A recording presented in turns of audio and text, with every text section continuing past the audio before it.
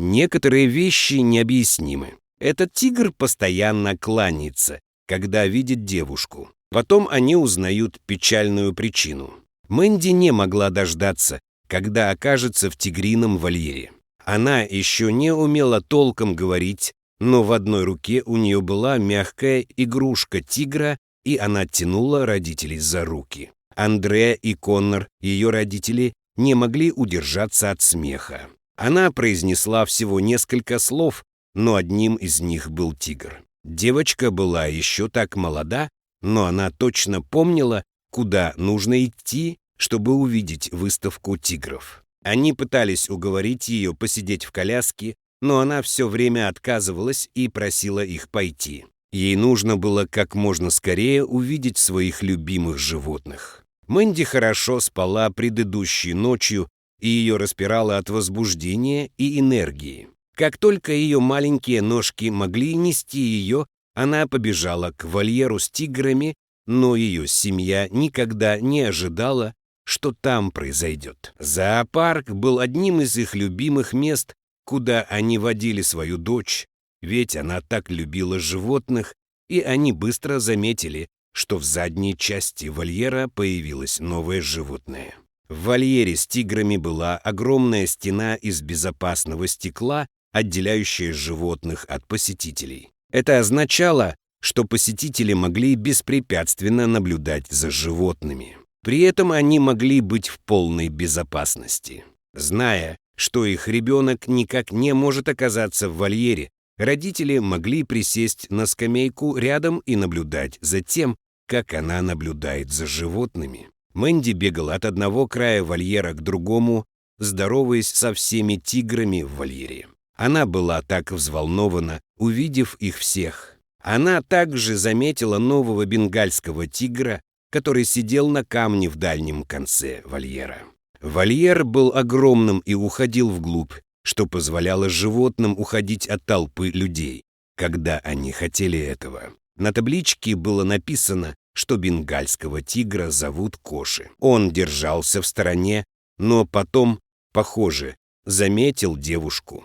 Медленно Коши пробирался к передней части вольера, пока не оказался прямо у стеклянной стены. Он пристально наблюдал за девочкой. Мэнди бегала туда-сюда, но, увидев сидящего тигра, остановилась прямо перед ним. Многие другие дети наблюдали за ним и пытались привлечь его внимание, но он смотрел только на Мэнди. Она стояла у стекла прямо перед ним. Это был, пожалуй, единственный раз за весь день, когда она на несколько секунд застыла на месте. В следующее мгновение тигр поднял передние лапы и прыгнул на стекло. Все дети испугались и отпрянули от стекла. Даже родители на секунду отпрыгнули назад, хотя знали, что стекло слишком толстое, чтобы тигр мог его разбить. Все дети отпрыгнули назад, кроме Мэнди. Вместо того, чтобы отпрыгнуть назад, девочка прошла вперед и уперлась руками в стекло, где находились лапы Коши. Как только она это сделала, тигр опустил голову и склонился перед ней. Это был невероятный момент. Андре и Коннору показалось, что все вокруг затихли, но ненадолго. Другие дети пытались заставить тигра сделать то же самое с ними, но он не хотел этого делать. Он даже не смотрел на них. Мэнди снова убежала, и тигр последовал за ней по стеклу. Это было страшное зрелище. Тигр, преследующий вашего ребенка, не самое лучшее окружение, чтобы оставлять его в нем. Но когда Андреа посмотрела на тигра, она не увидела агрессивного животного. Все, что она увидела, это животное, которое выглядело грустным, и бег взад-вперед по стеклу, казалось, немного разгонял его печаль. Тигр словно подражал всем действиям ребенка. Это было невероятно. Мэнди была еще так мала, чтобы понять, насколько это особенное зрелище. Но семья понимала. Тигр смотрел только на маленькую девочку, а она продолжала идти впереди других детей, потому что они играли. Родители старались, чтобы она никому не мешала, но в тигрином уголке было многолюдно. Когда тигр Коша и Мэнди были так сосредоточены друг на друге, было трудно заставить ее обратить внимание на других людей. Андреа и Коннор боялись, что другие семьи начнут раздражаться на их малыша. Большинство окружающих наблюдали за ними только потому, что это было удивительно увидеть редкий случай. Но ее родителям казалось, что они видят множество неодобрительных взглядов. Был даже сотрудник зоопарка, который пристально смотрел на них. Это начало их беспокоить, и они решили, что Мэнди уже достаточно времени провела со своим любимым животным. Сотрудник подошел к ним, но они ушли, не заметив, что за ними наблюдают. Им еще предстояло исследовать весь зоопарк. Это был отличный зоопарк с огромными вольерами для животных и множеством программ по обогащению, чтобы они были счастливы. Кроме того, здесь можно было пообщаться со многими животными в безопасной обстановке. Образование и сохранение природы были самой важной частью зоопарка. Это дало детям возможность пережить особые моменты общения с животными. Остаток дня прошел замечательно. Мэнди удалось покормить страусов и передать высокий лист жирафам. Они издалека наблюдали, как в зоопарке кормят львов, и видели, как кто-то чистит аквариум с акулами. Мэнди принимала участие во всех мероприятиях, потому что каждый раз, когда кого-то просили что-то сделать, она вызывалась добровольцем со своим детским лепетом. Она ничего не боялась, в то время как некоторые дети постарше научились бояться того, чего еще не знали. Конечно, помогало то, что Мэнди вообще была особенным человеком-животным. Не нужно было идти в зоопарк, чтобы животные стекались к ней. Животные всегда окружали ее. Это удивляло и радовало ее родителей каждый раз, когда они приходили в гости к своим родственникам и друзьям, у которых были домашние животные. Они говорили, что их питомцы не агрессивны, но не любят детей. А потом, к концу ночи, кошка или собака прижималась к Мэнди, когда она засыпала. Ее родители всегда были осторожны и знали, что животное может причинить ей вред. Но она умела дружить с животными. Когда они отправлялись в отпуск на тропический пляж, они сидели на берегу, и некоторые дикие птички прилетали посидеть на плече Мэнди. Даже дельфины подплывали к ней, когда они катались на лодке во время того же отпуска. Для Мэнди было совершенно нормально, что животные ее обожают. Она любила их полностью и никогда их не боялась. Должно быть, они чувствовали особую энергию маленькой девочки. Побывать в зоопарке и увидеть всех этих животных было для девочки обычным днем. Они пообщались с несколькими маленькими животными-послами и даже побывали в зоопарке, чтобы посмотреть на новых малышей-горилл. Это было очень мило. Но как бы Мэнди не нравились другие животные, она все время просила вернуться к тиграм. Точнее, она постоянно просила вернуться к Коше. Ее родители шутили, что, возможно, было большой ошибкой учить ее его имени. Они будут часто слышать о нем. Мэнди с удовольствием проводила много времени в зоопарке, и они даже обедали там. Так что к тому времени они сдались и отправились обратно к тиграм, там было гораздо тише, чем утром. Коннор чувствовал себя слегка параноиком.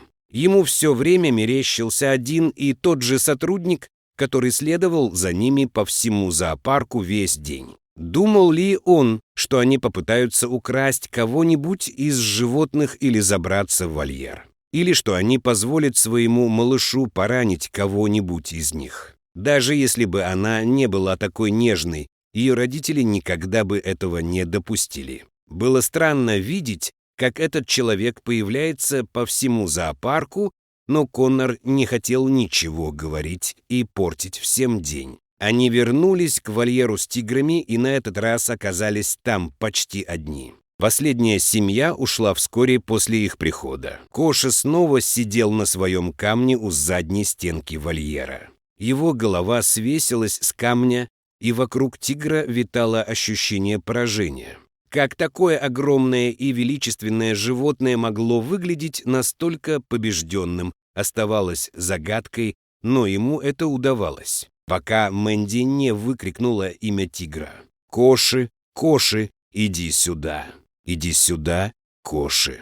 Она еще даже не произнесла имена своих бабушки и дедушки, но каким-то образом быстро выучила имя тигра. Услышав ее, тигр вскинул голову и посмотрел на стеклянную стену. Как только он увидел, что она вернулась, он начал бежать к ней. Это было страшное зрелище.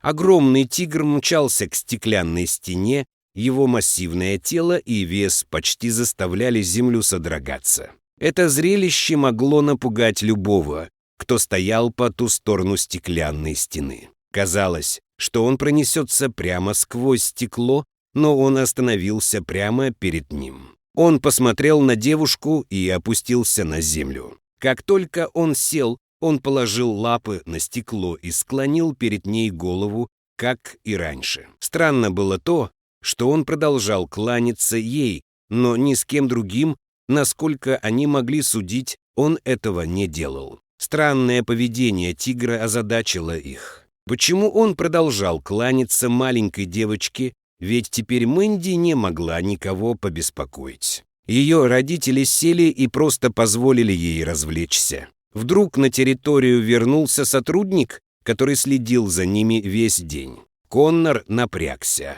Он надеялся, что этот человек не будет грубить и портить удовольствие его девочки, но это было совсем не его намерение. Вместо этого он хотел рассказать, почему, по его мнению, тигр ведет себя так странно.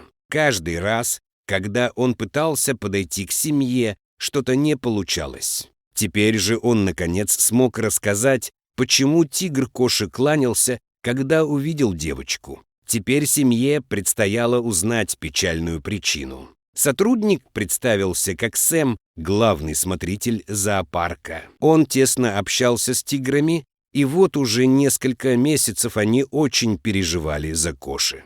Тигра спасли, и он попал к ним несколько месяцев назад. Он был достаточно молод, чтобы найти свое место среди других тигров в зоопарке. Он не был агрессивным и быстро вписался в коллектив. Первое препятствие, связанное с его принятием, было быстро преодолено, но это еще не означало, что они избавились от проблем. Коши был в тяжелой депрессии. Он не хотел играть с другими животными и просто лежал в самом дальнем углу, который только мог найти. Он не хотел общаться и участвовать в упражнениях по обогащению. Он почти не ел, а если и ел, то только столько, чтобы прокормиться. Это объясняло, почему тигр выглядел гораздо худее, чем должен быть тигр его размера. Они знали, что приспособиться к жизни в зоопарке будет очень сложно, но все оказалось еще хуже,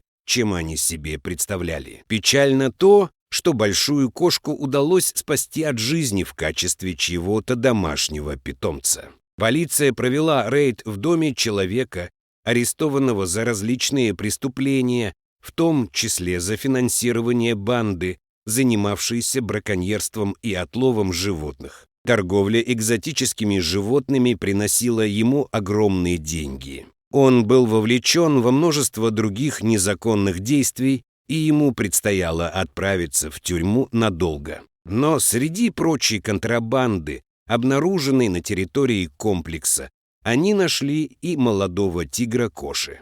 Его поймали, и мужчина решил оставить его себе в качестве домашнего питомца. Он держал детеныша в небольшом вольере, который Коши быстро перерос. Затем он посадил его на цепь и разрешил всем своим друзьям смотреть на тигренка. Поскольку мужчина беспокоился, что кот может поранить их, он срезал ему когти. Как это ужасно для величественного существа. Это не только было очень больно для тигра, но и сильно повлияло на его поведение. По мере того, как Коши рос, все, включая его ужасного хозяина, стали его бояться. Он все еще мог нанести вред своими зубами, его стали меньше кормить, и большую часть времени он был предоставлен сам себе. Он был в плохой ситуации, но, несмотря на все это, на территории комплекса был один человек, который следил за тем, чтобы у тигра была чистая вода и еда. Это была дочь экономки. К ним относились не лучше, чем к животным, но хозяин не обращал на девочку никакого внимания. Она могла спокойно заботиться о тигре. Она даже иногда прижималась к нему головой, пытаясь утешить. Это, скорее всего, именно это он пытался сделать с Мэнди. Затем появилась полиция и конфисковала тигра. Они предложили девочке навестить его в зоопарке, но они жили слишком далеко, и это было дорого. Она не смогла бы делать это регулярно. Тигра отправили в зоопарк, чтобы он прошел реабилитацию, вылечился и обрел новую жизнь, но его депрессия не проходила. Он был очень грустным, пока в тот день не увидел Мэнди. Это дало Сэму надежду на то, что у животного может быть счастливая жизнь. Коши, видимо, увидел в Мэнди что-то такое, что напомнило ему его подругу из лагеря. Несмотря на то, что она была намного моложе той девушки, в ее сердце была та же доброта. Сэм умолял их помочь тигру. Если бы они могли часто навещать его, то, возможно, смогли бы вернуть Коши в счастливое место. Сотрудники зоопарка просто хотели как лучше для тигра. Они даже дали семье пропуск в зоопарк. Семья даже могла прийти пораньше, до официального открытия зоопарка. Тогда Коши и Мэнди могли играть сколько угодно, не мешая другим. Они, конечно, держали бы между собой стекло, несмотря на то, что девочка на территории комплекса играла с ним напрямую. Они не хотели подвергать Мэнди риску и следили за тем, чтобы она оставалась в безопасности. Они могли обниматься через стекло. Андреа и Коннор часто брали Мэнди с собой в зоопарк, и она получила массу удивительных впечатлений. Она так полюбилась сотрудникам зоопарка, что с возрастом они стали разрешать ей делать гораздо больше. Ей даже разрешили кормить детенышей животных в зоопарке. Но самым важным было то, что Коша с каждым днем становилось все лучше. Он больше не был подавлен и даже начал общаться с другими животными. Миссия была выполнена, но она изменила траекторию жизни ребенка. Когда Мэнди выросла, она всегда любила животных. Вдохновленная многочисленными посещениями зоопарка и опытом общения с Кошей и сотрудниками зоопарка, она стала ветеринаром в том же зоопарке, что позволило ей еще долгое время заботиться о животных в зоопарке. И все благодаря одному тигру, который постоянно кланялся ей. Какая невероятная история. А что бы вы сделали, если бы тигр бросился на вас из-за стеклянной стены? Спасибо за просмотр. Присоединяйтесь к нам, чтобы узнать еще больше удивительных историй.